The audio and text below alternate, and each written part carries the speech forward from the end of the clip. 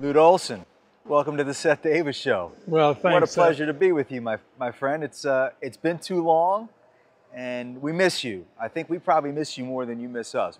Tell us what you're doing with yourself these days. Well, I work part-time for the U of A Foundation, and I'm referred to as a ambassador and a consultant. So anytime they want me to go somewhere to talk with some of the top level boosters, why I do that and try to make myself as accessible around the city as I can.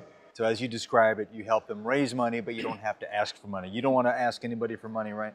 No, I'd rather have somebody else do the asking. Let me just go in and try to improve the relationships between the person and the U of A, and then let somebody else go do that. But you recognize the importance of money in building facilities. Tell us how you are health-wise. I'm feeling really well. I feel as good probably as I ever have. I just had my physical, and all the blood work was normal, and I guess that's because of good genes.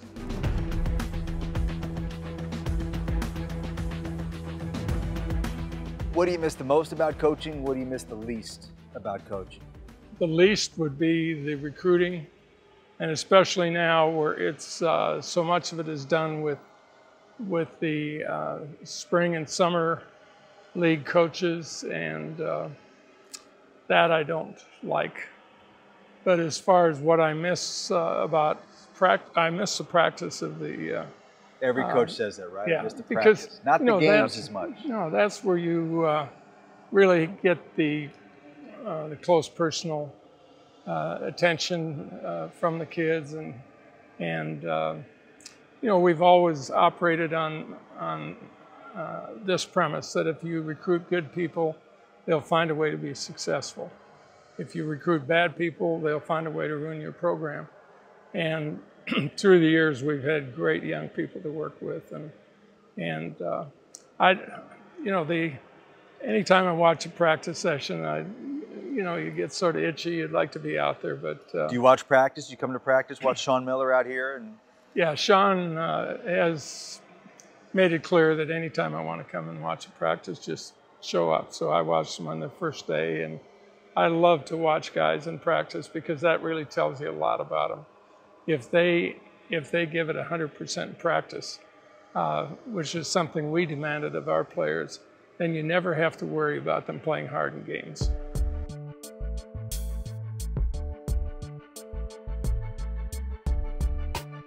I think if you look at the last, say, 30, 40 years of basketball, the two most remarkable, you can't even say rebuilding jobs, I call them building jobs that were done, were Jim Calhoun at UConn and Lute Olson at Arizona. You came here from the University of Iowa, the program, they just won 4 games the year before. Yeah. There was nothing here. And you came here and you built this. What was it about Lute Olson that made you so good that you were able to build what you built here, of all places? You know, I just feel that if you're going to be successful, you have to work hard at your job. You have to like people.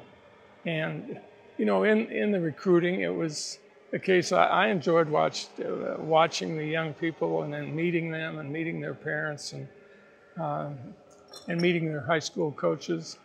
But I think the main thing is hard work. You have to be there. There are a lot of kids that we've found that no one else knew much about, and Gilbert Arenas was one, and Steve Kerr was another, and of course we lucked out with Sean Elliott being right from here. I was going to say, it helped that you had a future All-American not in Arizona, Lute, in Tucson. In Tucson, yeah, and there have not. That's only happened one Not exactly time, Chicago. So, no, it's not like being in Michigan or Ohio or. But so you think it was just sort of the continuity and the consistency of your work ethic, because you always seemed this unfrazzled guy, and maybe people didn't recognize how much of a grinder you really were. Yeah, I'd get in.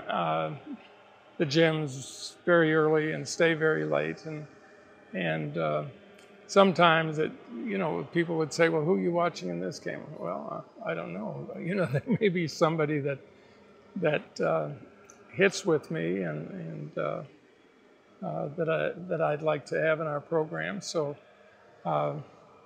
I spend a lot of time in gyms and a lot of time watching kids, and I think it paid off, because like in Steve Kerr's case, he didn't have any other scholarship Well, tell us, I offers. was going to ask you about Steve, but as long as you brought him up, I mean, really one of the most remarkable stories of your tenure. Yeah. Tell me how you found him, and did you have any idea? Well, the interesting thing, I was watching games at Long Beach State in the summer league, and I was there to watch another kid, actually. And when I watched that next game, I thought, that kid really makes some good decisions and handles himself well on the court. So I went down, introduced myself to his spring league, summer league coach, and he'd already graduated from high school.